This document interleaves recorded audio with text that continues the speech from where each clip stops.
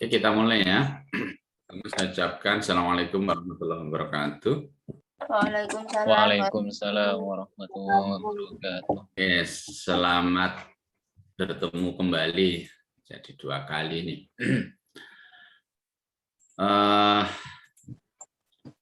Sesuai namanya, kita adalah perkuliahan fisika sekolah ya. Dan latar belakang Anda fisika dan S1 sudah dapat fisika banyak, sehingga sifat mata kuliah ini lebih banyak ke dialog dari Anda ke Anda ya. Saya sebagai dan Pak Wasis, Pro Wasis selaku fasilitator terutama memfasilitasi agar dialog itu terjadi. Bagaimanapun juga kita ya memerlukan semacam guideline untuk melakukan itu, maka saya sudah unggah di Finesa ya, fisika sekolah. Ada yang sudah masuk belum? Belum. Oke, tak lihat ini pesertanya. Betulkah ini Aprilia, Arif, Dela, Devian, dan seterusnya? Betul, Pak. Betul ya. Secara jumlah yang sudah masuk hampir semua ini 14 kan enggak 15,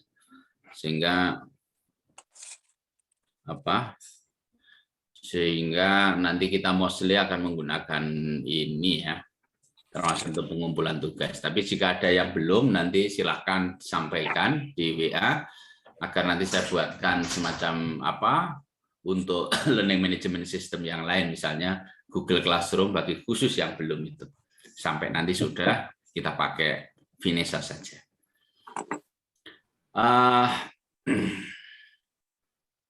Ini dia. Yang dijanjikan oleh dosen Anda,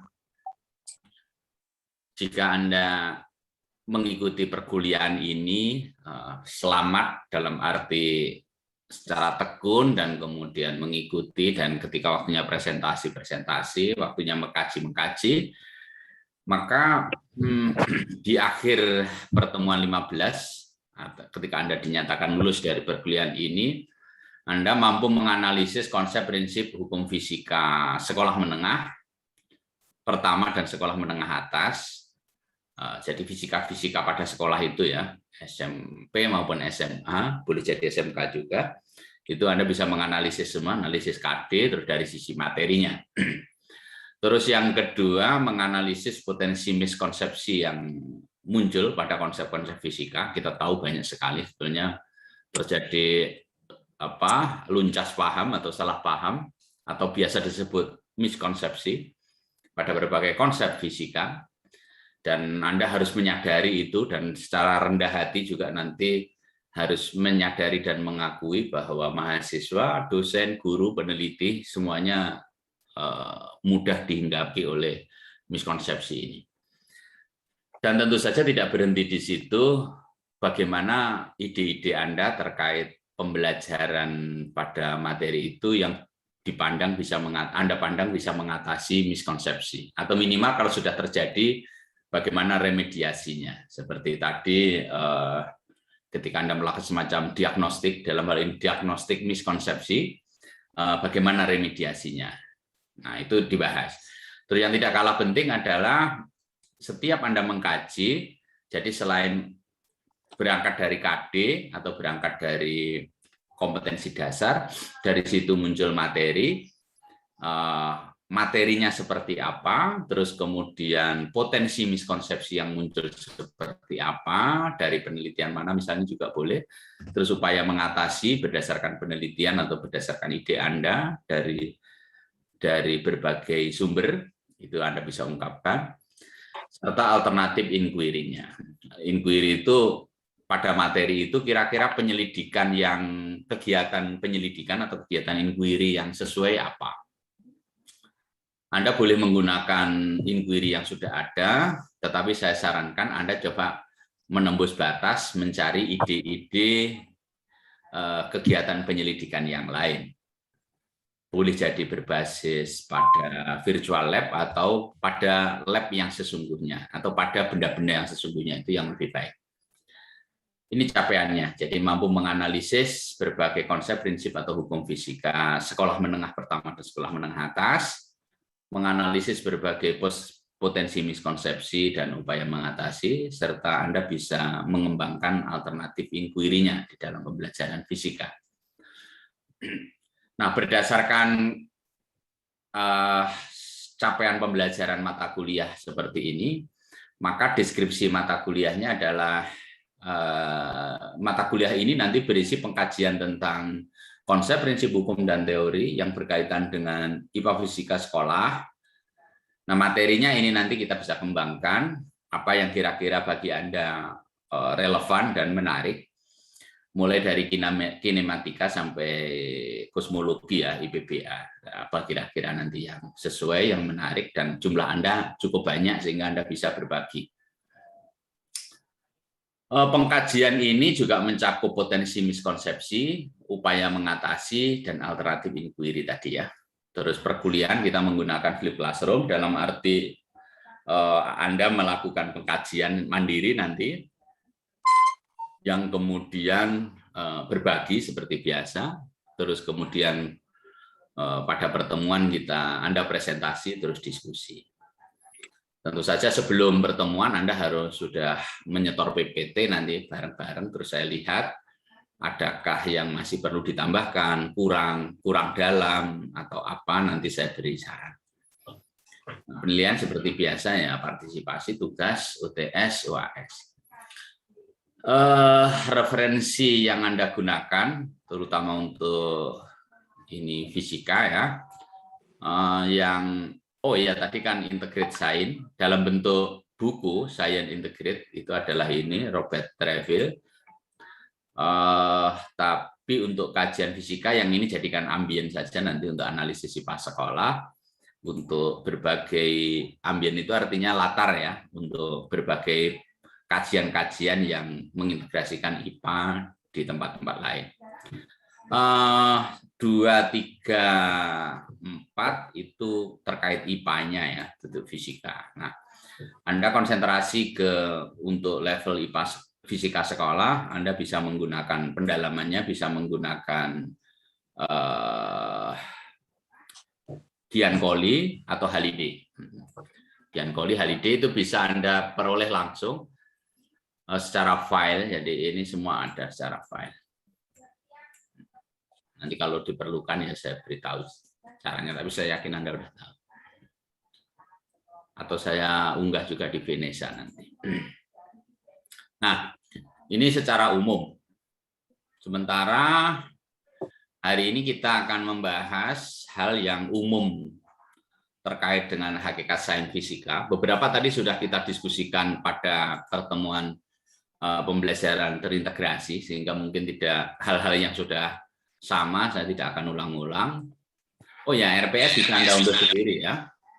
RPS bisa Anda unduh sendiri di sini. Terus ini PPT dan pembagian tugas ada di sini. Nah, saya akan tayangkan yang ini.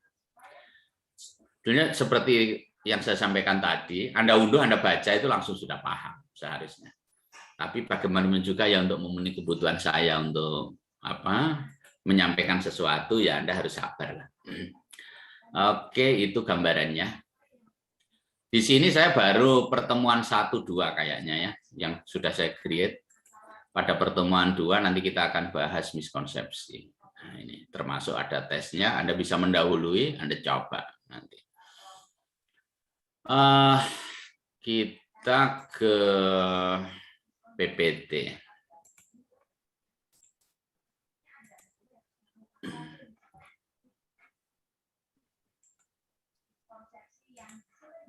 Ya, sudah muncul ini? Ya, Pak. Ya, yang ini tadi sudah ya. Jadi kerja IPA itu orang akhirnya atau fisika dalam ini juga. Dan tadi ada secara deduktif, induktif tadi juga sudah saya sampaikan. Jadi mencari tahu tentang alam secara sistematis. Intinya ya mengobservasi alam untuk menemukan keteraturannya. Yang tujuan utama ya untuk membuat prediksi ya. untuk menjelaskan berbagai gejala dan membuat prediksi. Ya. Nah, dari sudut pandang fisika sendiri, sebagai cabang dari IPA, ya kita tahu ini ilmu tua ya gitu ya. Mula-mula dari filsafat, orang bicara apa saja, berpikir tentang apa saja, saling berdialog. Terus kemudian dari situ mulai muncul cabang filsafat yang menuju ke arah pengetahuan, sehingga pengetahuan awalnya itu ya pengetahuan tentang alam dari filsafat itu turun ke fisika ya, ke pengetahuan tentang alam secara umum. Nah, sekarang sudah establish, tidak sekedar establish, sudah sampai pada aspek-aspek yang demikian luar biasa fisika itu sendiri, sampai harus diakui ketika kita belajar fisika sekarang, seolah-olah semua hal sudah diselidiki, sudah tuntas. Sehingga kalau Anda ke fisika murni begitu memang ya agak susah cari ide-ide baru untuk mengembangkan fisika. Tapi percayalah kalau Anda terpelosok dan masuk ke situ, seperti hanya saya pernah di S2, itu banyak sekali hal-hal yang masih relatif baru pada cabang-cabang fisika. Misalnya, pernah mendengar soliton? Ayo, siapa ini yang pernah mendengar soliton? Bukan politron, saya sudah tahu kalau politron. Soliton. Pernah Pak, sekarang ini boleh. Nah, tapi sebelumnya mungkin pernah? Belum, Pak. Ya, apa-apa. Ya mungkin ada 1-2 yang sudah mendengar atau sudah membaca pernah, tapi umumnya belum. Itu menunjukkan bahwa demikian banyak cabang fisika yang menjadi minat, yang bahkan Anda yang bergelut pada pendidikan fisika saja tidak tahu juga ada cabang-cabang seperti itu. Termasuk ini jenis gelombang tertentu yang khas. Gelombang itu kalau melalui medium, secara umum medium itu sifatnya dispersif, yaitu akan menyebarkan gelombang sehingga amplitudenya akan mengecil. Misalnya gelombang pada tali ketika merambat amplitudenya akan mengecil. Gelombang pada air ketika merambat amplitudenya akan mengecil. Itu ada sifat dispersif dari bahan itu sehingga amplitudenya mengecil. Tapi kalau gelombang itu pada kondisi tertentu, gelombang ini bisa membangkitkan interaksi antar medium, sehingga atau medium dengan gelombang, sehingga sifat non-linear itu bisa terbangkit. Non-linear itu kalau mengikuti deret begitu, orde ketiganya atau orde keduanya dari deret itu menjadi tidak bisa diabaikan lagi. Nah, di situ ada penguatan secara alamiah. Jadi ada amplifikasi, penciutan dispersi dengan dispersi menjadi imbang. Jadi yang pertama dispersi, aspek kedua penguatan. Ketika imbang, maka gelombang itu bisa merambat di tempat jauh tanpa mengurangi secara banyak amplitudenya. Nah, gelombang yang seperti ini khas yang biasa disebut soliton. Nah, seperti itu cabangnya. Itu contoh cabang ilmu yang mengalir sampai jauh yang kita sendiri nggak hafal, nggak tahu. Cabang ilmu fisika banyak sekali. Ini yang saya geluti ketika S2.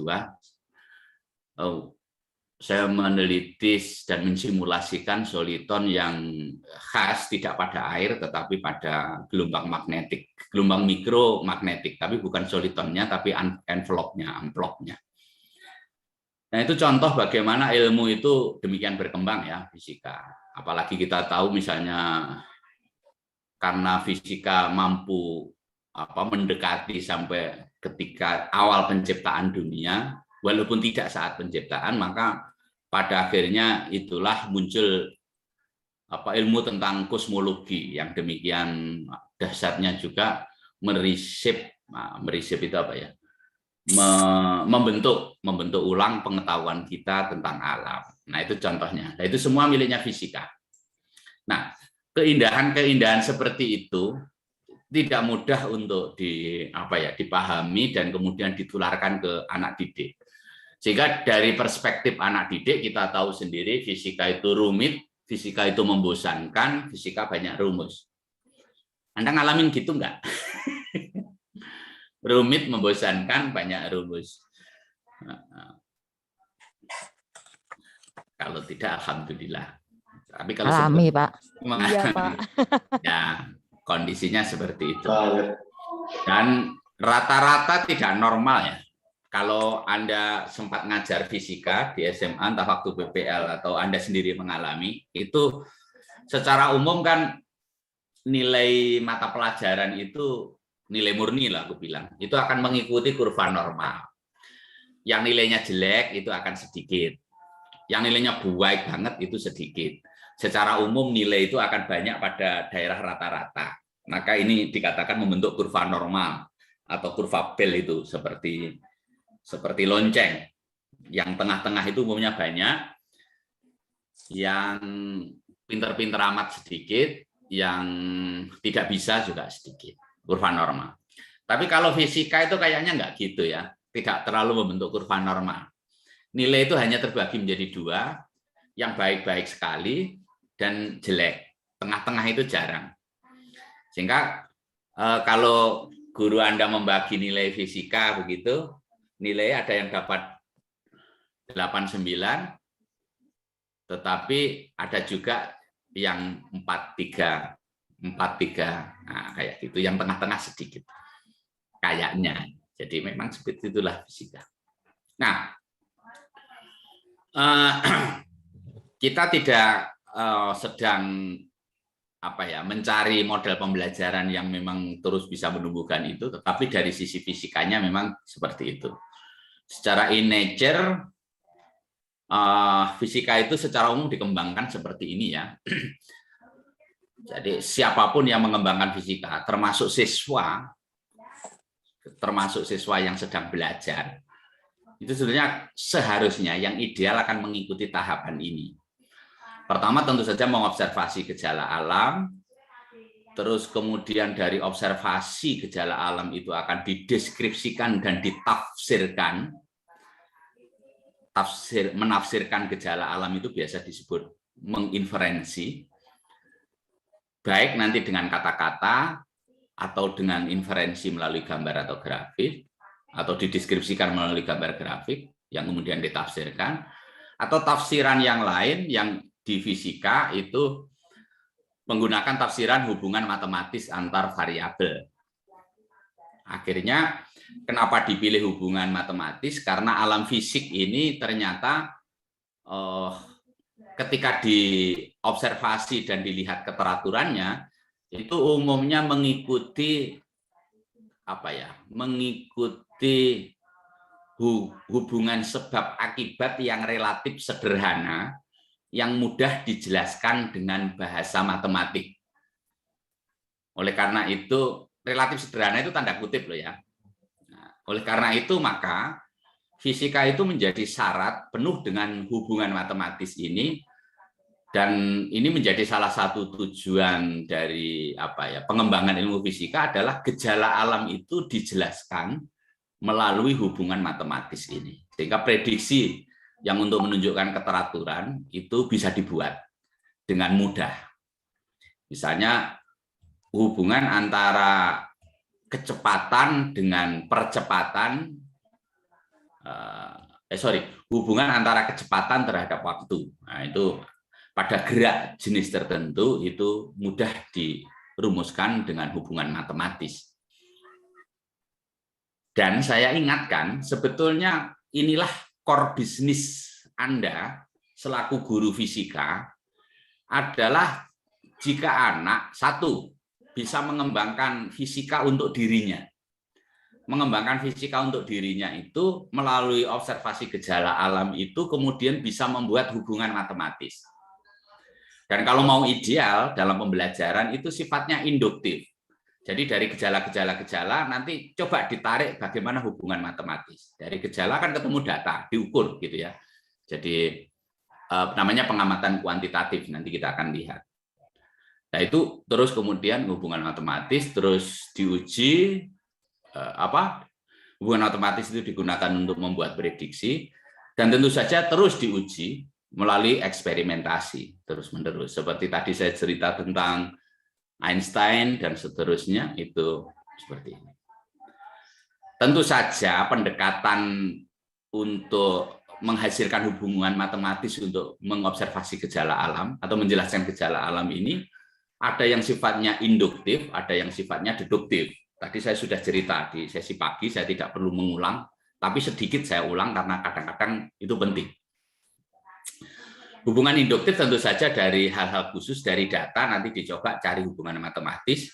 Tapi kalau secara deduktif, ya tentu saja dari aksioma turun ke teorema, dari situ muncul rumusan-rumusan.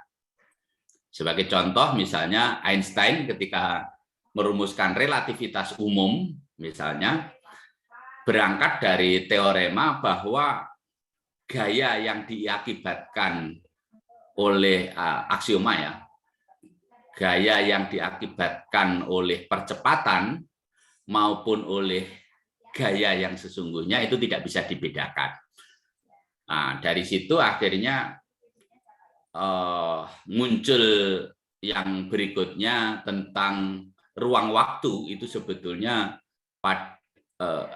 hadir secara serempak pada dimensi tertentu.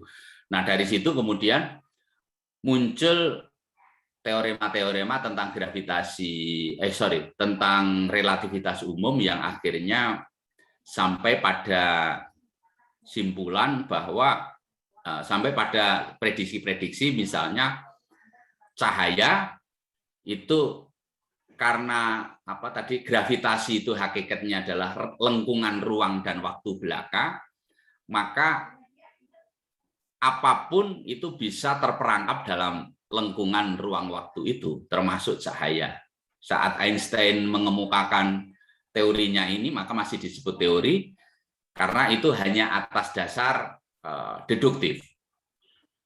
Tapi kemudian memang ketika diobservasi, ternyata teori itu benar, yaitu yang dilakukan pada saat gerhana matahari total, itu kesempatan yang baik untuk membuktikan apakah teori Einstein itu benar atau tidak, dengan cara mengamati bintang yang ada di belakang matahari. Dalam kondisi normal, seharusnya dalam intuisi kita, seharusnya bintang yang berada di belakang matahari itu tidak akan terlihat karena tertutup oleh matahari. Nah, saat gerhana matahari total, maka cahaya matahari itu tidak menyilaukan, sehingga bisa mengamati bintang-bintang di sekitar matahari. Dan ternyata hasil pengamatan menunjukkan bintang yang letaknya di belakang matahari itu teramati. Nah, itu menunjukkan bahwa cahaya dari bintang itu tadi, ketika ada berkas cahaya yang dekat dengan matahari, ternyata cahaya itu dilengkungkan oleh ruang waktu, oleh gravitasi matahari. Nah, akibatnya cahaya itu melengkung. Pada kondisi itu cahaya akan membelok, melengkung. Sehingga yang semula itu akan lurus, akan membelok menuju ke mata. Jadi seolah-olah bayangkan matahari itu seperti lensa cembung, sehingga cahaya itu terfokuskan oleh lensa cembung itu. Dalam hal ini adalah matahari.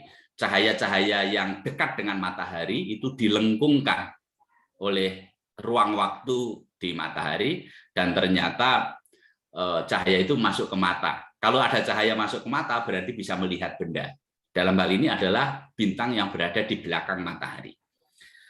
Dengan pengamatan itu menunjukkan keabsahan kebenaran dari teori relativitas umum. Dan kita tahu teori itu yang dipakai adalah yang memang bisa menjelaskan prediksi, yang bisa meramalkan keteraturan ini.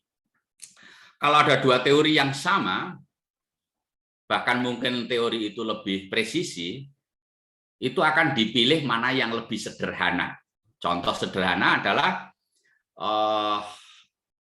teorinya Newton tentang gerak dan teorinya Einstein tentang relativitas khusus, itu kita tahu bahwa teori relativitas khusus itu lebih benar dibanding dinamika geraknya Newton. Tapi untuk alasan praktis dalam kehidupan sehari-hari yang tidak menggunakan kecepatan yang tinggi, hanya kecepatan-kecepatan seperti ini, maka jauh lebih mudah jika menggunakan teorinya hukum-hukumnya Newton untuk menjelaskan itu. Karena aspek sederhananya. Jadi yang sederhana itu yang dipilih apabila ada beberapa teori.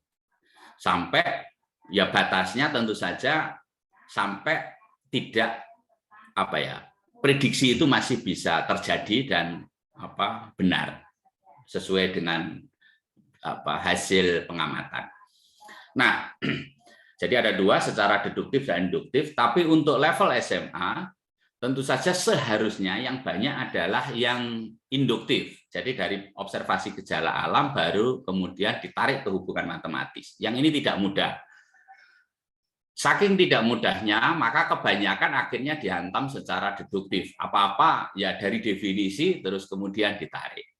Dan kita selaku dosen fisika, guru fisika itu akan cenderung mudah mengajarkan jika melalui definisi terus dari definisi itu ditarik menjadi hubungan matematis.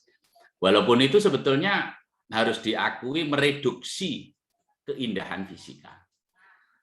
Contoh misalnya ketika Anda membahas usaha, itu ya hampir semua guru fisika, bahkan dosen fisika Anda, itu akan memulai dengan usaha adalah, atau usaha didefinisikan sebagai titik-titik. Gerak didefinisikan sebagai titik-titik. Jadi kondisinya seperti itu situasinya. Apakah kondisi situasi itu merupakan praktik terbaik? Sebetulnya jawabannya tidak.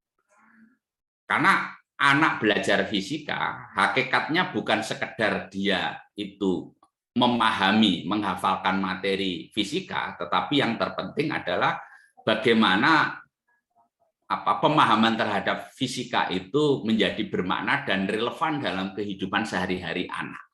Nah, relevan dalam kehidupan sehari-hari anak tentu saja akan terjadi jika anak memang sejak awal sudah bergelut dengan itu. Oleh karena itu terus saya tekankan kepada Anda sebagai calon magister nanti untuk merancang pembelajaran apapun tugas dan lain-lain itu secara induktif dulu ya. Kalau sulit baru deduktif. Contoh seperti relativitas khusus itu ya sulit kalau didekati dengan induktif, walaupun tentu saja juga sedikit bisa, tapi umumnya secara deduktif. Ya minimal contoh-contoh konkretnya ada untuk pendekatan itu.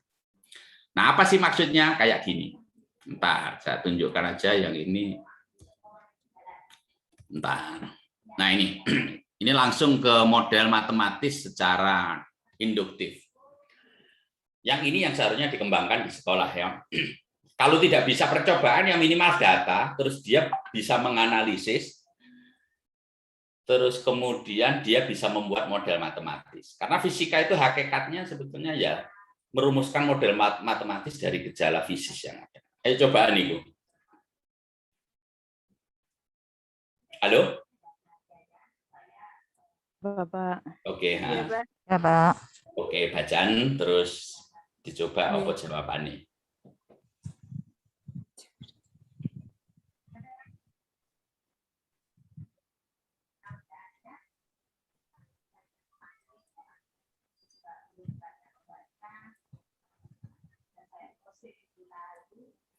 Memperoleh data itu data di tabel ya.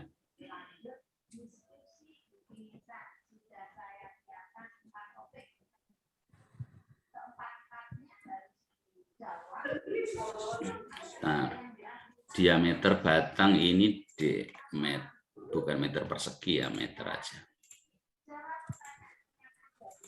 Ini meter aja ya, nggak bisa tak. Ya, sorry.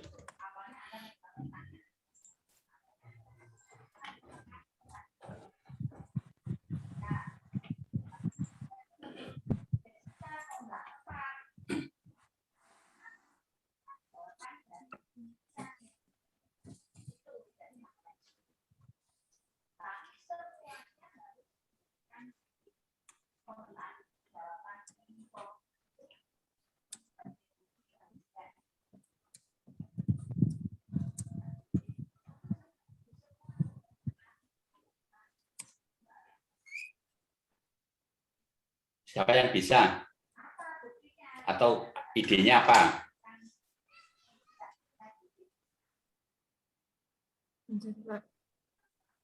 Tak tunggu nggak apa-apa.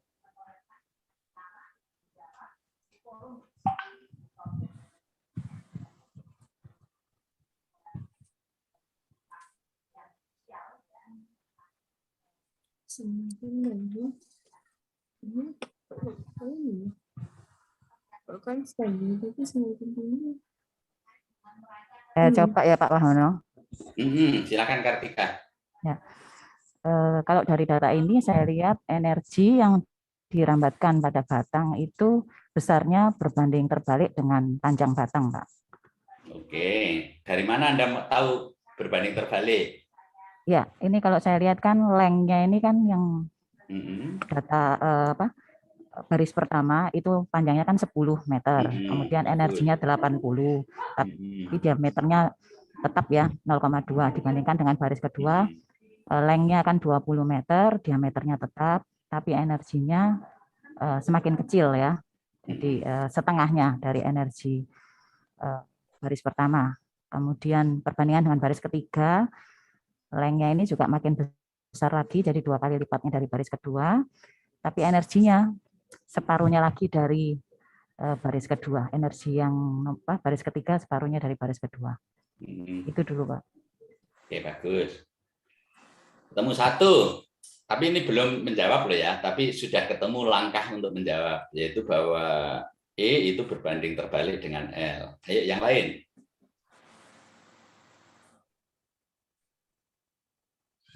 Ini panjangnya diameternya tapi energinya berbeda. Nggak terdengar, Rofi. Saya akan Iya, mencoba. Ya, siapa? Lihat dulu atau Furqon? Biar masnya dulu. Soalnya ladies first. Oke, ayo Furqon. Oke, Bapak. Di sini setelah saya lihat data yang ada di tabel bahwa energi berbanding lurus dengan diameter. Nah, mana buktinya?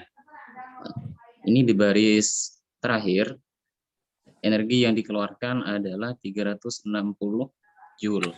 Maaf, 360 kali 10 pangkat 6 Joule. Nah, dengan diameter 0,6. Artinya di sini dengan panjang selang, panjang batang 20 meter dan diameter 0,6 meter, di sini menghasilkan energi 360.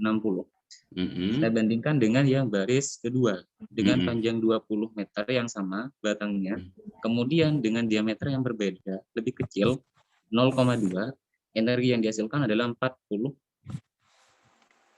kali 10 pangkat 6 Joule. Nah, di sini jelas bahwa semakin besar diameter, maka akan semakin besar pula energi berdasarkan data yang ada di tabel. Begitu mungkin Bapak. Kurang lebihnya. Bagus. Mungkin ada yang ingin melengkapi atau merinci. Ya, Alivia, silakan. Oke. Kalau di percobaan 1 sampai 3 itu yang dikontrol adalah diameternya, sedangkan panjangnya sebagai percobaan. Nah, yang di percobaan 4 sama 5 yang dikontrol adalah panjangnya. Terus yang ketika dikontrol panjangnya dengan diameternya 0,4 sama 0,6 menunjukkan bahwa semakin besar diameternya, energi yang dihasilkan juga semakin besar. Nah, untuk yang percobaan yang pertama dengan kontrol diameternya adalah 0,2, di mana panjang juga besarnya panjang sebanding dengan energi yang dihasilkan. Ngoten, Pak. ya, saya dalam konteks itu saya ada yang benar, ada yang kurang rinci, kurang tepat. Ayo, siapa yang bisa bantu? Kurang tepatnya apa nanti belakangan setelah nanti akan trivial sendiri. Ayo coba. Apa betul E dengan ini kata kunci hint saya? Apa betul E dengan L berbanding terbalik. Jawabannya tentu saja betul. Tadi 2, 3 ini 2 orang sudah sepakat. Apa betul antara E dengan D berbanding lurus? Itu pertanyaannya. Nah, apa betul E dengan D berbanding lurus? Apa betul E berbanding lurus dengan D? Apakah E berbanding lurus dengan D? Izin menjawab, Pak. Ya, Rizky, silakan. Ya, berbanding lurus, Pak. Apabila semakin besar diameternya, semakin besar energi yang tersalurkan juga.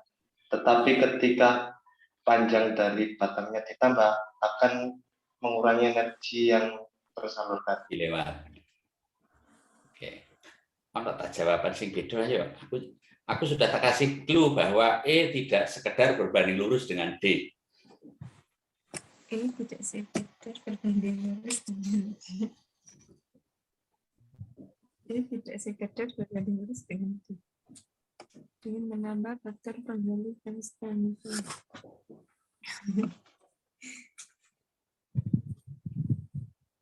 Ayo. Ya, Pak Wahono. Tunjukkan martabaknya alumni fisika iki, pendidikan fisika. Tak ulang ya. Ini, tak ulang pentingnya. Core bisnis utama pendidikan fisika untuk anak SMA itu adalah anak itu bisa membuat rumusan model matematis dari gejala alam. Nah, itu kalau bisa ke situ indah. Nah, maka lulusan calon guru pendidikan fisika seperti ini tuh sambil tidur seharusnya bisa gitu loh maksudku. Ayo.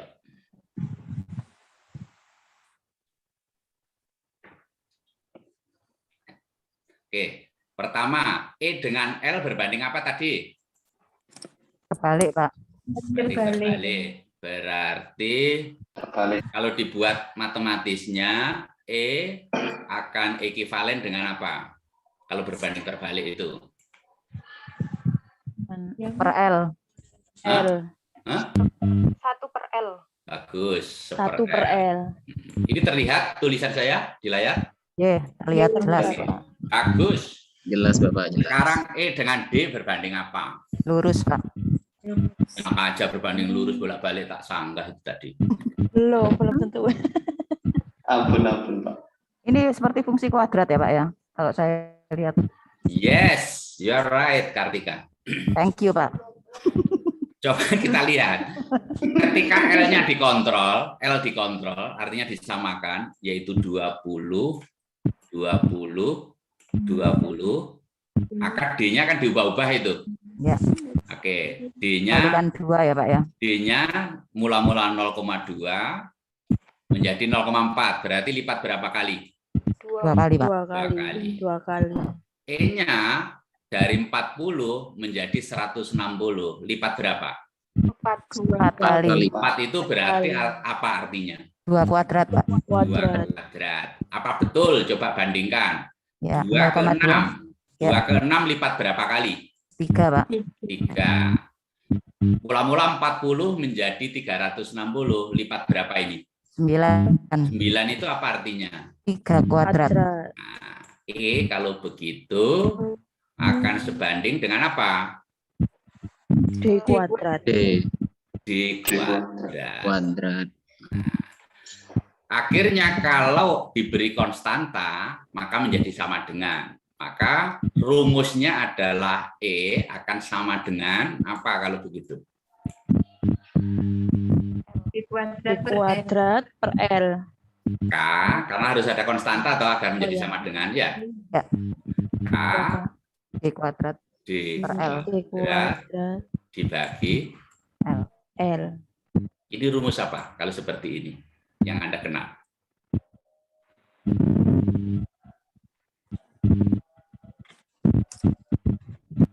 Yang mirip dengan ini.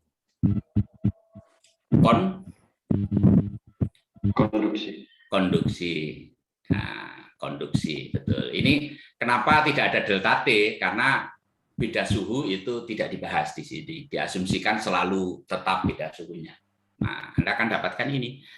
E sama dengan K. Kalau rumus biasa kan A, K kali A per L dikalikan delta T kan gitu.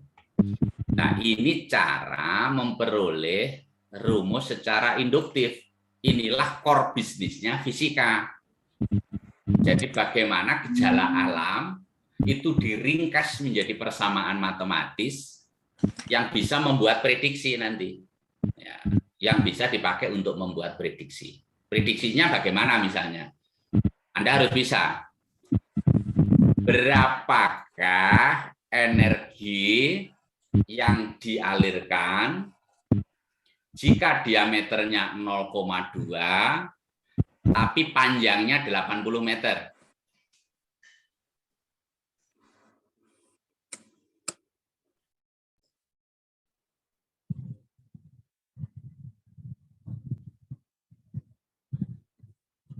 Kok enggak ada? Nggak ada. Lek ono ya gak tak tekokne. Berapa? Artinya harus dicari. Tak ulang ya. Berapa energi yang dialirkan melalui batang itu jika diameter batang tetap 0,2 tapi panjangnya 80 meter.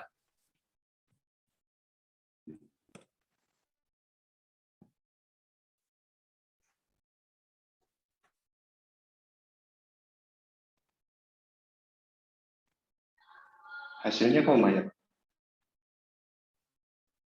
Berapa hasilnya? Ketemunya berapa, Bapak?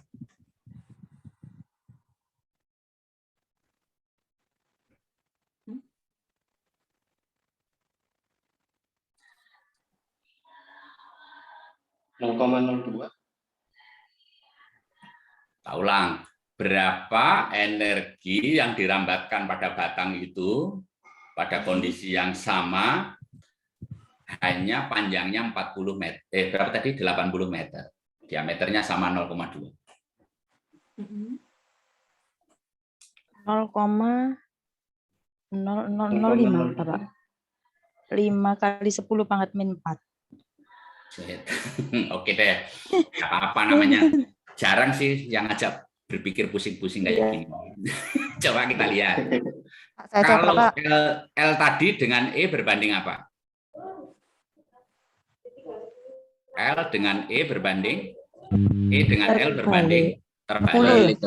Jadi kalau L-nya lipat 2, L-nya lipat 2, E-nya turun menjadi berapanya ini? Separuh. Separuhnya. Nah, sekarang kalau L-nya 80, kan lipat 2 dari 40. Iya. Berarti seharusnya energi akan turun berapanya? 5. Menjadi setengah dari 20. Paham nggak maksudnya? Oh. Bisa dicari dulu dari konstantanya, Pak Wahono. Boleh, tapi Ya. Anda akan lama. Itu juga boleh, nggak apa-apa, Pak Kartika. No problem. Ya. 10 ya, Pak, ya hasilnya ya. Hasilnya 10. Yes. Anda lewat cari dulu konstanta, terus nanti masukkan angka-angka juga boleh. Hasilnya akan 10. Ya. Kalau dari tren juga bisa. Ketika L-nya lipat 2, dan itu yang saya harapkan ya, dari tren, ketika L-nya lipat 2, E-nya kan tinggal separuhnya. Iya, Mbak. Kalau L-nya itu 80, berarti lipat 2 dari 40. Maka E-nya akan tinggal separuh dari E miliknya 40. E miliknya 40 tadi kan 20. Maka separuhnya berapa? 10 kali 10 pangkat 6 Joule. Ya. Itu cara kerja fisika kayak gitu. Jadi cara kerja fisika kayak gitu. Itu pada apa saja. Ini kan misalnya gerak juga akan seperti ini, misalnya yang lain juga akan seperti itu. Cara pandang terhadap data seperti itu. Nah, oke. Ini tadi sampai ini ya. Jadi ini mudah diucap. Mudah diucap, tapi ternyata muncul jebakan-jebakan Batman seperti itu yang rinciannya Anda harus terus belajar. Secara rendah hati Anda harus mengakui kita semua perlu belajar. Nah, perkembangan fisika tentu saja ada macam-macam, bisa Anda baca sendiri. Nah, secara umum perkembangan dari sudut pandang waktu seperti ini, pada masa pertengahan abad ke-8 ya, dan pada saat itu dunia Islam itu mencapai, anggap aja mencapai, menuju mendaki puncak kejayaan, bahwa di dunia Islam itu sudah tahu bahwa observasi itu jauh lebih berguna dari penjelasan, dari sudut pandang kebenaran gitu ya. Sehingga berlomba-lomba, walaupun begitu filsafat terus ya, bukan berarti penjelasan filsafat tidak penting, sangat penting, tetapi observasi itu lebih berguna dari penjelasan. Itu abad pertengahan, dan mulai dari sinilah sebetulnya mulai muncul metode ilmiah. Tapi metode ilmiah kalau Anda lihat, itu awalnya memang tahun-tahun segini, itu saya katakan tadi kejayaan itu, dan sekarang tinggal meratapi rata-rata. Jadi seperti kamera obscura dan lain-lain. Buku optik itu dari tengah ya, dari daerah dunia Islam, dari Cordoba dan lain-lain. Nah, terus kemudian setelah mulai tercerahkan dengan yang namanya observasi merupakan jantung dari IPA tadi, dari pengetahuan, dan dari situ muncul berbagai temuan yang mengandalkan observasi tadi, dan teknologi juga berkembang. Maka disinilah secara filsafati munculnya metode ilmiah, yang sekarang seolah-olah metode ilmiah itu merupakan bagian dari hidup kita. Itu sebetulnya ditemukan ya setelah abad pertengahan di Eropa, yang kemudian di kita. Jangan dipikir masyarakat Indonesia itu mengenal metode ilmiah dari awal. Cenderung pada ilmu titen kalau orang Jawa. Jadi niteni itu mengobservasi terus melihat kecenderungan keteraturan, tapi tidak sampai pada hubungan sebab akibat. Maka hubungan sebab akibatnya menjadi seringkali meleset karena tidak didasarkan pada kenyataan, pada fakta. Kadang-kadang untuk menyembunyikan sesuatu. Sehingga pendidikan ke anak juga tidak terlalu menekankan hubungan sebab akibat. Misalnya anak jatuh, gitu langsung diselimur, oh mergo pitike mlayu awakmu jatuh. Nah, misalnya seperti itu. Jadi yang disalahkan ayam ketika anak jatuh. Jadi itu hubungan sebab akibatnya nggak muncul. Tapi ilmu titennya jeli ya, ilmu untuk mencatat sesuatu. Nah, tetapi untuk yang perkembangan fisika, ketika metode ilmiah muncul, inilah era tumbuhnya fisika klasik. Abad-abad 16 ketika awalnya Galileo Galilei, terus kemudian sudah nggak bisa ditahan itu oleh Newton dan seterusnya, maka muncullah akhirnya revolusi industri dan lain-lain itu muncul. Dan inilah fisika klasik merebak ya, dari hukum Newton sampai kelistrikan kemagnetan oleh Maxwell yang diuji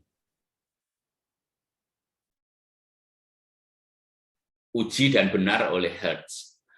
Tapi ini semua fisika klasik itu kemudian berhenti percobaan Michelson-Morley yang tadi saya katakan di pagi hari, yang menunjukkan bahwa tidak sesuai dengan asumsi yang ada, yaitu asumsi bahwa jagat raya itu ada zat yang mengalirkan sebagai medium dari cahaya yang disebut ether, sehingga cahaya yang melintas pada arah utara misalnya akan berbeda dengan cahaya yang melintas dari arah selatan, karena yang satu searah dengan ether, yang satu menjadi tegak lurus misalnya. Kenyataannya ternyata kecepatan cahaya sama saja, sehingga ether itu tidak ada. Kalau ether tidak ada berarti ada confuse di situ yang luar biasa, dan akhirnya rintisannya menuju ke fisika modern, yaitu yang dimulai dengan Einstein, terus kuantum teorinya Planck, terus dan seterusnya. Nah, ini cabang-cabang ini pada akhirnya sampai pada kuantum mekanik yang sekarang menggabung siapa itu yang barusan meninggal pada usia 71 yang lumpuh itu siapa? Inggris. Hawking. Stephen Hawking itu yang bisa sedikit memadukan antara kuantum dengan gravitasi. Itu yang paling sulit dipadukan, dia sedikit bisa, sehingga dia bisa menjelaskan berbagai teori seperti Big Bang, lubang hitam, dan seterusnya dengan menggunakan itu. Tentu saja sekarang ya masih secara teoritis itu masih terbuka, karena belum ada sebuah set teori yang lengkap yang menyatukan 4 gaya fundamental di alam. Ayo, pendidikan fisika harus tahu 4 gaya fundamental di alam itu apa?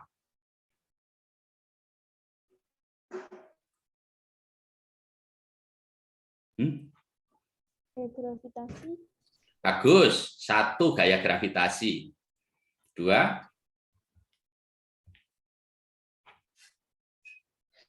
elektromagnetik mungkin, Pak.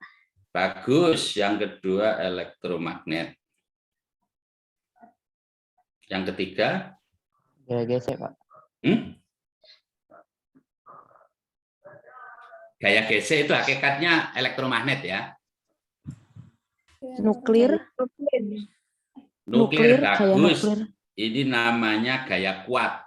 Jadi gaya gravitasi, gaya elektromagnet, yang ketiga itu gaya interaksi kuat, yaitu gaya yang mengikat, misalnya proton-proton tidak bercerai-berai di dalam inti, itu adanya interaksi kuat, namanya gaya kuat.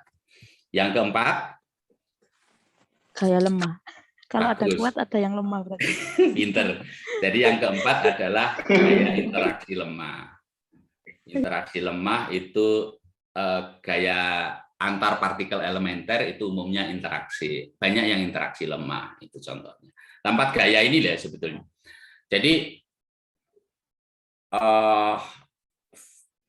fisika itu sebetulnya goal akhir dari fisika yang diinginkan adalah ada satu set teori, ada teori tunggal yang disebut teori agung lah gitu ya, great teori, yang di dalam teori tunggal itu ada unsur gravitasi, gaya kuat, gaya elektromagnet, dan gaya interaksi lemah. Yang sampai sekarang ini, pencarian ini sampai sekarang anggap aja pencarian sepanjang hayat fisika. Yang sudah misalnya Newton dengan teori gravitasi umum, yang kemudian berhasil dikawinkan dengan elektrodinamika, sehingga kalau gravitasi itu dengan mudah bisa disatukan dengan elektromagnet ya, dengan elektrodinamika, mudah sekali. Tetapi untuk gaya-gaya interaksi kuat, interaksi lemah pada benda-benda kecil itu cukup sulit dikawinkan dengan gravitasi, karena gravitasi itu umumnya gayanya nggak kuat, terus interaksinya jarak jauh oleh massive body, oleh benda-benda besar. 4 gaya ini yang sampai sekarang belum ketemu. Nah, kalau Anda kurius, ya nanti cari Mbah Google, terus dipelajari sendiri secara populer kayak apa itu maksudnya. Termasuk teori superstring, supersimetri, dan lain-lain, hakikatnya kepingin menyatukan 4 gaya ini. Stephen Hawking agak berhasil sedikit, karena bisa sedikit mendamaikan antara gravitasi dengan kuantum, tapi juga belum terlalu sempurna. Ini tadi sudah. Nah, pada akhirnya sebetulnya muara akhir seorang siswa mempelajari fisika bukan berarti dia harus hafal fisika, tetapi sarana mengembangkan kecakapan bagi masa depannya. Jadi itu ya, kecakapan dari masa depan itu terutama adalah ini, 4C, yang tengah itu critical thinking, creativity, communication, kolaborasi. Fondasinya adalah literasi. Jadi saya minta Anda untuk membaca, menelusuri Mbah Google itu sebetulnya tanpa disuruh, itu seharusnya Anda lakukan, karena itu merupakan fondasi bagi pengembangan diri sepanjang hayat. Tentu saja tadi juga saya katakan di pagi hari, kualitas-kualitas karakter yang diinginkan dari belajar sains atau belajar IPA itu seperti itu, rasa ingin tahu, inisiatif, persistence, dan seterusnya. Nah, kalau Anda ikuti set ini, dan ini ada pada diri siswa, maka ibaratnya siswa ditaruh di mana saja, dia akan survive. Di masa depannya dia mau jadi apa saja sesuai keinginan dia bisa mengembangkan diri. Nah, Selanjutnya saya menginginkan Anda selain hanya pemodelan matematis, saya menginginkan juga Anda bisa memahami cara kerja IPA fisika, terutama dari sisi observasi. Nah, coba saya tugasi Anda untuk ini, amati foto di atas, artinya observasi dengan mata ya, tidak menggunakan indera yang lain. Coba Anda sebutkan apa saja hasil pengamatan Anda, terus buat tafsirannya, yaitu penjelasan logis yang mengkaitkan hasil pengamatan Anda. Tapi kita fokus yang atas sendiri, yaitu mengamati foto, terus Anda menyebutkan hasil pengamatan Anda. Coba, salah satu, siapa?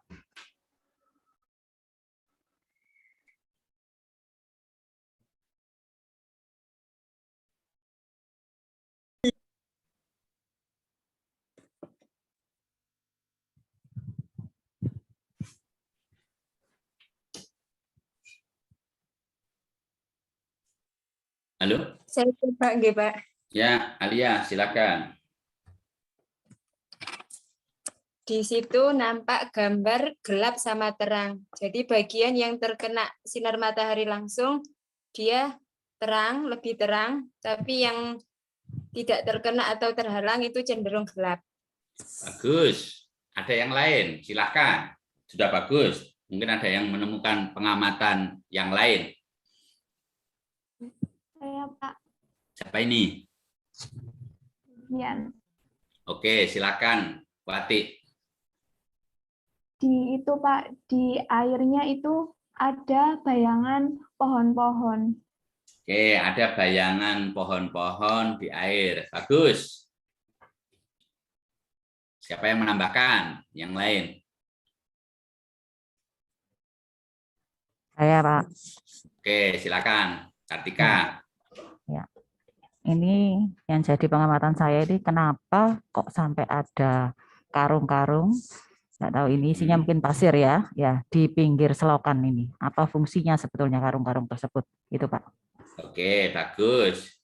Siapa yang lagi yang lain? Saya, Pak. Oke, Sinta, silakan.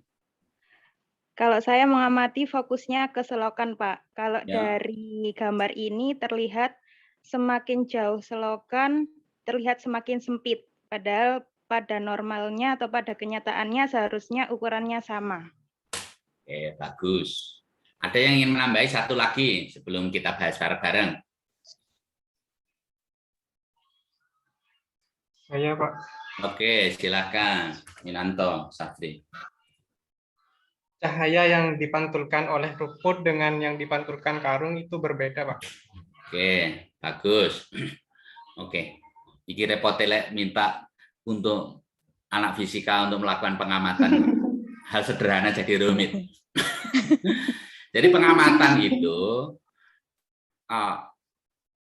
adalah kita mengamati itu hasilnya adalah data deskripsi dari yang diamati, tidak lebih dari itu. Anda tidak diminta untuk membuat tafsiran, tapi hanya deskripsi. Anda tidak diminta untuk membuat pertanyaan, tapi hanya deskripsi saja. Sehingga seperti ini kalau diamati, betul misalnya yang menjawab ada selokan, terus berisi sesuatu yang seperti air, dan tidak terlalu ada sampah di selokan itu, dan ada bayangan pohon pada selokan, itu sudah betul tadi ada yang menyampaikan itu. Di samping selokan ada karung yang berisi sesuatu yang diletakkan agak jarang, terus kemudian ada rumput yang relatif rapi pada bagian tertentu, bagian yang lain tidak terlalu rapi, ada pohon, ada bayang-bayang. Nah, itu adalah hasil. Terus ada jalan yang dari beton yang agak pecah-pecah, ada pipa. Itu adalah pengamatan. Itulah pengamatan kita.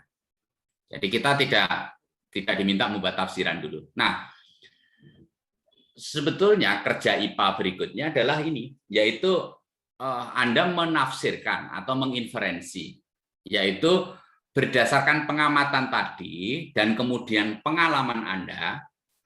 Pengalaman itu ada di skema pengetahuan di benak Anda, itu Anda campur, maka mungkin Anda akan menghasilkan penjelasan-penjelasan tertentu yang berdasarkan pengamatan itu tadi dan membentuk penjelasan yang logis, mungkin pola-pola tertentu. Bisa jadi akhirnya nanti membentuk prediksi. Tapi yang penting ya penjelasan logis. Nah, itu namanya inferensi, memadukan antara apa yang diamati dengan apa yang berdasarkan pengalaman Anda untuk membuat tafsiran. Nah, sekarang siapa yang bisa membuat tafsiran dari pengamatan ini? Banyak hal yang bisa ditafsirkan di sini.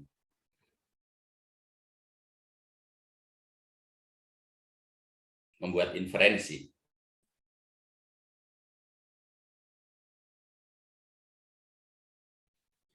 Kalau di Singapura, inilah yang terus dilatihkan pada siswa SMP. Sehingga ketika kuliah S1 seperti ini bukan pertanyaan sudah tidak cocok makomnya. Tetapi kalau di kita ya harus saya tanyakan. Ayo coba bikin tafsiran.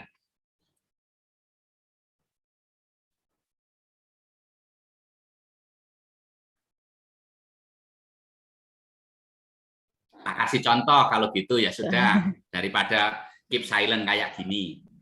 Foto ini diambil siang hari atau malam hari? Siang hari. Loh, kan nggak ada tulisannya, kok tahu? Ada Cahaya matahari. Ya, karena tampak ada sinar matahari, ada bayang-bayang, dan seterusnya. Bagus, itu contoh tafsiran. Nah, ayo coba bikin dong. Itu Pak, saya mau coba. Ya, silakan. Siapa ini? Indah? Ya. Oke, ya. Jadi di sini sesuai pengamatan tadi ada bagian yang terang dan bagian yang gelap. Di mana bagian yang gelap ini kemungkinan itu tertutupi oleh daunnya pohon, karena di sini meskipun daun pohonnya itu tidak terlihat tapi terdapat pada pantulan di selokannya itu. Jadi kemungkinan di atas ini ada daun dari pohon yang menutupi sinar matahari yang akan menyinari bagian bawah ini. Jadi ada yang terang sama ada yang tidak terang seperti itu. Bagus, itu contoh tafsiran dari Indah. Jadi walaupun tidak terlihat, hanya terlihat bayangan saja dan siluet dari bayang-bayang, maka seharusnya di situ ada pohon-pohon lain selain dari yang diamati batangnya dua pohon itu. Bagus. Ayo, siapa lagi yang bisa buat tafsiran? Coba saya, ya, Pak. Risa, silakan. Ya, ini saya mau menafsirkan ini. Kalau dari pengamatan saya, ini selokannya terlihat bersih, airnya ini. Jadi kemungkinan besar ini yang karung-karung ini mungkin bisa jadi sampah yang sudah diambili, dimasukkan ke karung bisa. Terus ini juga kenapa bersih atau jernih ini terlihat pohon, bayangan pohonnya itu terlihat terang, terlihat jelas di airnya. Kalau misalkan airnya tidak jernih kan tidak terlihat bayang-bayangannya. Ya, gitu, ada Pak. kemungkinan ada keterkaitan antara bersihnya selokan dengan karung-karung. Apa keterkaitannya? Menurut Risa ini itu sampah-sampah dari selokan, pasir-pasir atau apapun yang dari selokan diambil, dimasukkan ke karung, ditaruh di situ. Loh, kok nggak diambil karungnya? Ya itu khas Indonesia, ditaruh saja dulu. Nanti kalau sudah penuh, diambilin. Kira-kira ini kalau ditafsirkan, loh Pak, bukan itu. Karung itu untuk tanggul. Kira-kira benar nggak tafsiran ini? Kayaknya enggak deh. Soalnya kan itu naruhnya jarang-jarang itu. Bagus. Nah, tafsiran saya salah karena ini jarang-jarang. Pasti tidak ada fungsinya kalau diniatkan untuk tanggul. Bagus. Tafsiran yang lain ya pipa ini mungkin berisi air gitu.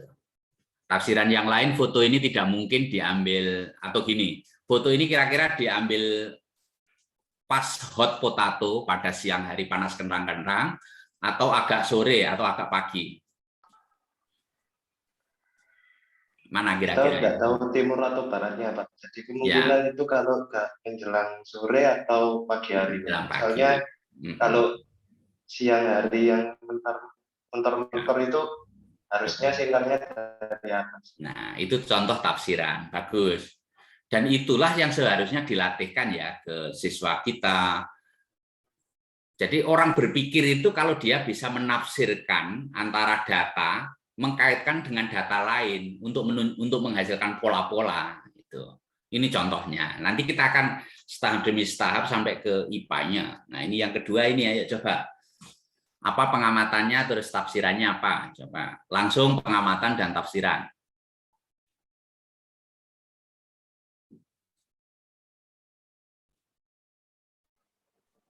Boleh coba, Pak?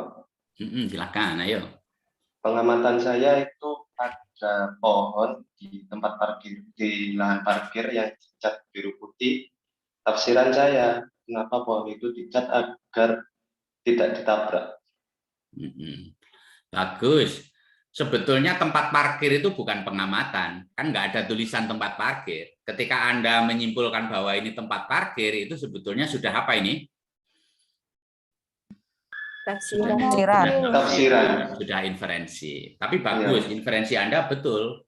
Karena berdasarkan ciri-ciri ada kendaraan, terus ada pohon, ada paving, dan lain, kayaknya ini memang tempat parkir. Dan kenyataan memang foto ini diambil dari tempat parkir suatu tempat di Surabaya.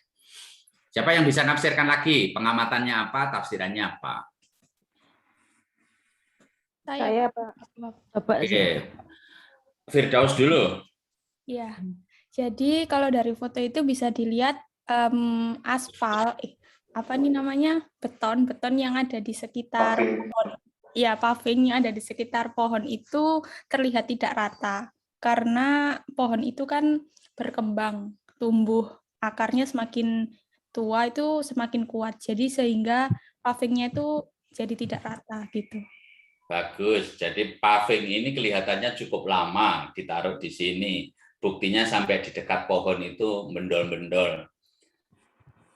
Tidak rata, yang menunjukkan itu pohon itu tumbuh membesar sehingga paving itu dibuat rata pada saat pohon masih relatif kecil. Bagus. Siapa yang bisa nambahin lagi? Tadi siapa? Saya, Pak. Yang perempuan Risa tadi, Andrinya. Ya, ayo Risa. Ya, kalau menurut saya Bapak dari foto ini pohonnya banyak yang kering atau mati. Yang pertama karena ini tanahnya terlihat kering, tidak basah. Terus yang kedua pohonnya ini banyak bekas-bekas paku. Iya. Terus apa? Tafsirannya apa? Iya, pohonnya banyak yang mati nih Bapak. Terus ini pohon banyak yang mati mana? Pohon ya, banyak yang mati. Daun-daunnya terlihat warnanya coklat yang jatuh-jatuh ini. Jadi itu semua kan pengamatan, ya, Risa. Ini kan pengamatan. Mana tafsirannya? Iya, tafsirannya.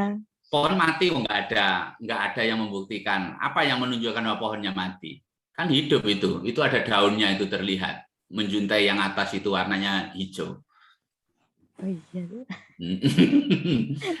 Ya ganti aja Pak ini Pak tafsirannya. Oke, nggak apa-apa. Berarti karena tidak melihat mengamati yang ada menjuntai itu dipikir mati. Ini tapi hidup.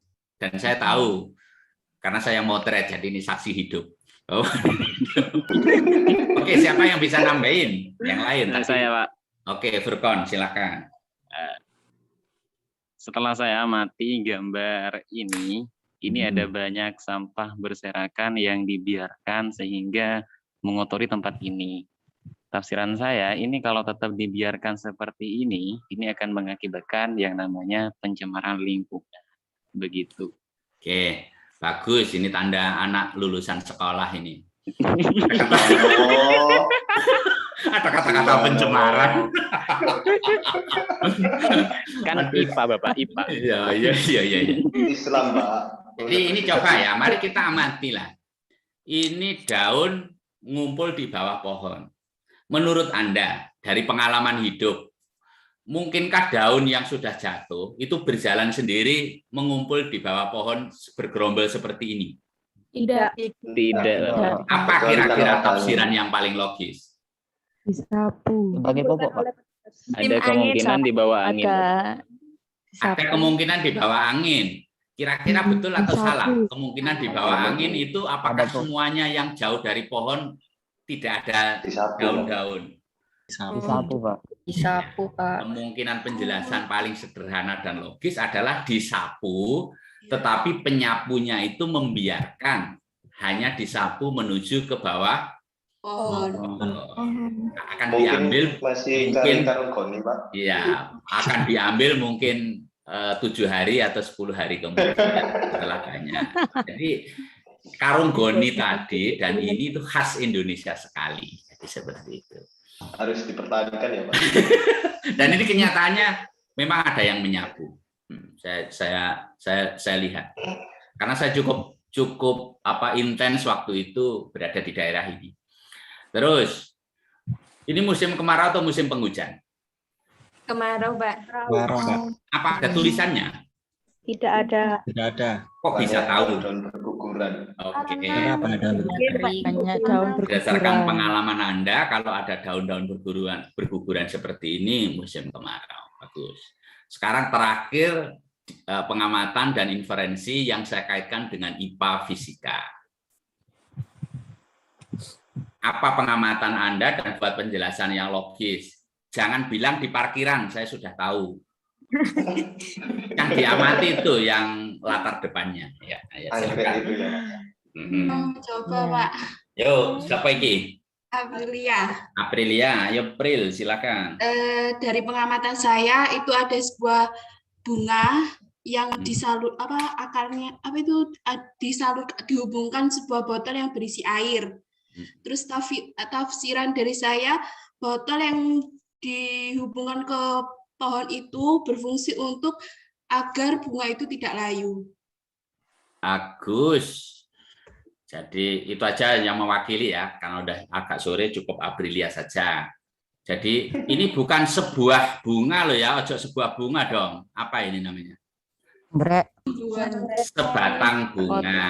Oh ya, ada anggrek yang segar, yang warnanya ungu, warna janda. Terus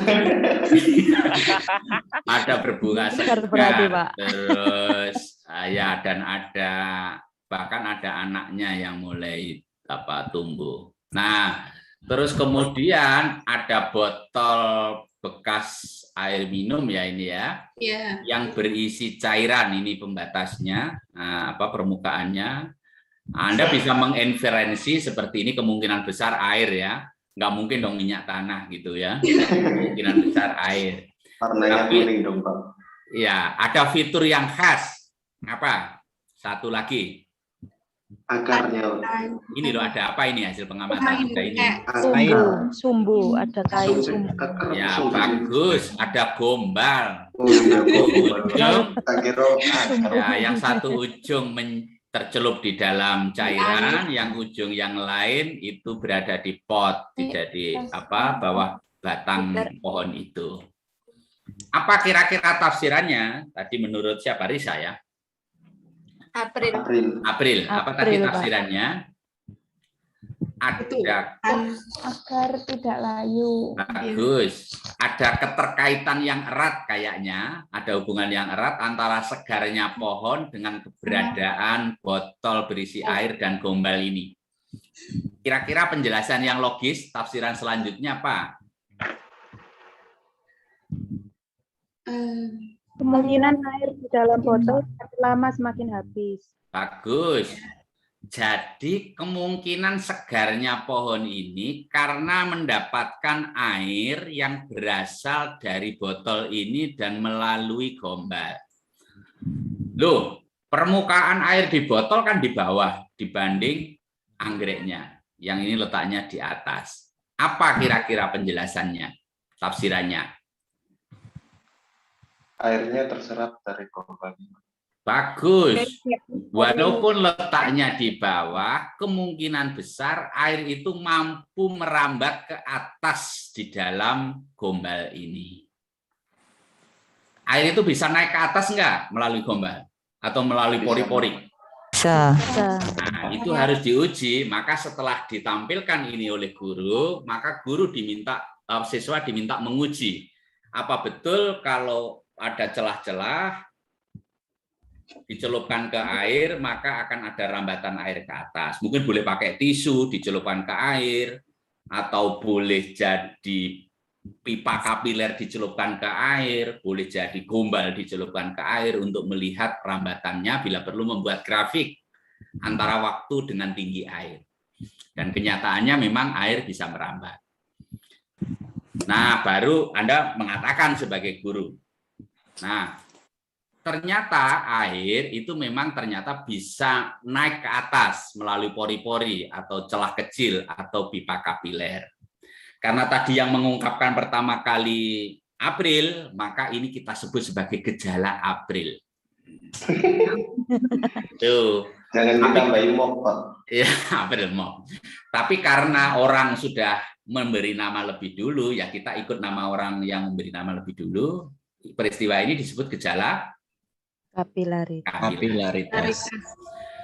Nah, jadi bedakan dengan ngajar kapilaritas. Kapilaritas adalah contoh kapilaritas. Nah, jadi Anda bisa rasakan bedanya, mana yang membangun kecakapan dan mana yang hanya rote learning, hanya menghafal. Bisa bedakan ini ya. Nah, terakhir fisika itu dalam hal ini gejala kapilaritas itu harus setiap mempelajari fisika ya harus dicoba apa kira-kira akan digunakan untuk apa dalam kehidupan. Nah, misalnya ada gejala kapilaritas ini, saya sebagai guru, Anda sebagai siswa tak tanya, kira-kira Anda akan memanfaatkan apa gejala kapilaritas ini dalam kehidupan Anda?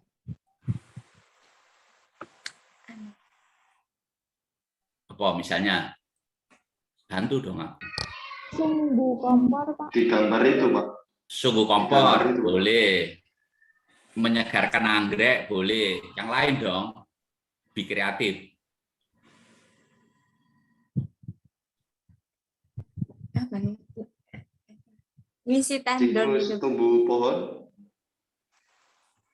Tembok yang bagus. ngasin. Untuk tembok itu bukan manfaat. Masa tembok untuk memanfaatkan gejala kapilaritas terus temboknya diburek-burekin, kan enggak juga. Manfaat mencangkok misalnya tadi seperti kata Mbak, maka untuk menyiramnya tidak harus menggunakan apa tadi air yang disiram, tapi cukup menggunakan cara ini. Ayo, yang lain apa kira-kira? Mewarna bunga bisa enggak? Ya bisa Pak. Gimana? Kalau yang bunga yang berwarna itu kan biasanya ada air yang dikasih warna, terus kita kasih kayak semacam sawi, bunga untuk bisa tahu bahwa air yang berwarna itu juga akan mengalir ke sayurnya itu, Pak. Bagus, Firdausy. Jadi mewarnai bunga dengan cara kapilaritas. Contoh yang umum itu bunga sedap malam itu ya, celupkan ke air yang ada pewarna makanan, warna ungu atau warna hijau atau warna biru, maka sedap malam yang warnanya putih kekuningan itu secara berangsur-angsur akan mengikuti warna itu. Emang ada tuh, penasaran aku. Sedap malam. Yang baunya harum itu loh Pak, biasanya bukan. Ya, aku ngerti baunya harum, tapi itu sedap malam. Warna ya tadi ya? Warnanya putih kayaknya. Warna kapilaritas. Nah, ternyata ada. Nah ini, nah itu contohku maksudku ini tadi. Warnanya jadi beda-beda. Ini mewarnai dengan apa bunga dengan kapilaritas. Nah, itu bagaimana IPA fisika bekerja. Nah, berikutnya kalau begitu, ini tadi sudah, yang berikutnya ada pengamatan kualitatif kuantitatif, bisa Anda baca sendiri. Untuk miskonsepsi dan bagaimana mengatasi itu minggu depan kita akan bahas ini. Anda bisa memulainya dengan membaca di pertemuan 2 boleh. Nah, minggu depan kita akan membahas konsepsi miskonsepsi, tapi yang penting berikutnya mana ya? Pembagian tidak. Ini dia. Ada enggak ya? Nah, ini. Jadi setelah ini harap bagi tugas sekali lagi dosen S2 itu cenderung akan minggir setelah pada pertemuan ketiga keempat. Anda bagi tugas untuk memilih materi IPA fisika sesuai KD SMA, mana yang menurut Anda perlu dibelajarkan, perlu dikaji, dan lain-lain. Saya harapkan dibagi rata, setiap orang bertugas yang berbeda, nanti silakan diatur. Misalnya bagi salah satu hal yang menurut Anda itu jangan terlalu kecil, jangan terlalu besar. Terlalu besar misalnya kinematika, dinamika satu orang, itu jangan. Mungkin salah satu saja. Misalnya kinematikanya, terus yang lain nanti dinamikanya. Kinematika ya bisa jadi kalau banyak nanti ada yang fokus gerak lurus dan ada gerak lengkung misalnya, dan seterusnya. Nah, setelah dipilih topik yang sesuai menurut Anda, yang Anda merasa tertantang untuk mengkaji topik itu, maka Anda jabarkan topik itu dimulai dengan membuat peta konsep, terus penjabaran konsep, prinsip, dan penerapannya. Jika ada, pasti ada ya, dan penerapannya. Terutama penerapan itu konteks keseharian kita atau di konteks terjadi di dalam makhluk hidup. Contoh pengaturan suhu, regulasi suhu itu di makhluk hidup misalnya seperti apa. Itu penerapan dalam konteks makhluk hidup. Konteks pesawat sederhana di dalam makhluk hidup misalnya kan juga ada. Nah, terus kemudian contoh penyelidikan yang bisa dilakukan siswa pada materi itu, inquiry-nya apa? Cari inquiry yang baru ya, atau ide Anda terutama. Jangan yang sudah ada. Kalau yang sudah ada kan kita semua tahu. Upayakan ide Anda. Semakin liar ide Anda, semakin dihargai. Liar tentu saja sesuai materi ini. Dan yang terakhir adalah apa potensi miskonsepsi pada materi itu. Tentu saja berbasis referensi dari penelitian yang ada, cari di internet itu banyak sekali untuk fisika. Kedalaman materi paling rendah SMA, gunakan referensi yang relevan, Biancoli, Halide, dan lain-lain.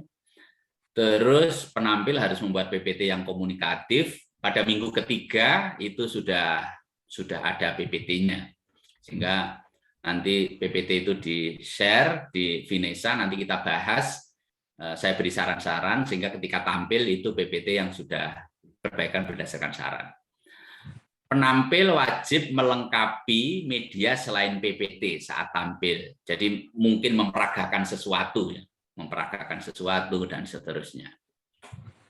Itu ada di PPT ya, nanti dicek kata-kata saya ini dan itu sudah saya tampilkan. PPT bisa jadi Finesa.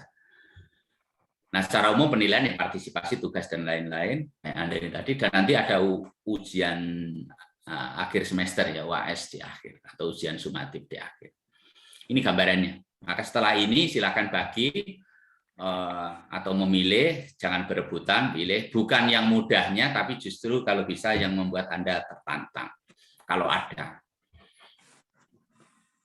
Saya pikir itu terutama. Nah, minggu depan kita akan membahas tentang miskonsepsi ini. Miskonsepsi secara umum ya, sehingga nanti sebagai panduan. Kalau penyelidikan saya pikir Anda sudah tahu sehingga tidak perlu. Yang miskonsepsi walaupun Anda sudah tahu, rasanya perlu kita ulas ulang. Itu yang bisa saya sampaikan untuk sebagai pengantar fisika sekolah pada sore hari ini atau siang hari ini. Mungkin kalau ada pertanyaan silahkan. Mau bertanya? Yuk, silakan. Ini Devi. untuk tugasnya ini kelompokan berapa orang ya Pak atau individu? Oke. Menurut Anda enaknya apa? Individu atau kelompok? Biar sama-sama belajar KD mungkin bagi satu-satu materi. Ya, maksud saya juga gitu. Nah, jadi upayakan tiap orang beda. Kalaupun ada pertanyaan nggak tahu, ada kesulitan, silahkan tanya. Tapi tanggung jawab adalah individu. Kalau Pak Wasis itu biasanya cenderung kelompok. Untung tanyanya ke saya sehingga individu. Tapi kalau nanti Pak Wasis menyarankan kelompok, belakangan ya sudah diatur ulang. Tapi kalau saya cenderung individu. Kelompok biasanya kok gandol ya dalam situasi kayak gini. Aku sapal. cukup lama jadi mahasiswa atau siswa juga. Siap, Pak. Oke, nah, ada lagi yang mau ditanyakan? Udah Ada, ya? Pak. Pak, ada ini yang untuk model alat peraga ini, apakah kita boleh pakai semacam software atau aplikasi gitu, Pak? Boleh, tapi coba juga ada benda sebenarnya ya. Katakanlah gini Barate, kalau ayunan misalnya tentang topik getaran ya Anda tunjukkan memperagakan ayunan gitu loh, maksud saya minimal sesederhana. Jangan sampai kesannya ketika fisika atau IPA ada teknologi namanya PPT dan virtual lab, terus Anda kemudian lupa dengan benda-benda sebenarnya. Oke. Ya. Kalau sulit untuk dihadirkan, misalnya jagat raya gitu, ya masa Anda memperagakan jagat raya kan ya akhirnya ya foto-foto yang dominan. Sejauh bisa dihadirkan. Ya, baik, Bapak. Terima kasih. Oke. Kalau begitu kita akhiri ya pertemuan hari ini. Oke, semoga sehat selalu semua. Amin. Assalamualaikum warahmatullahi wabarakatuh.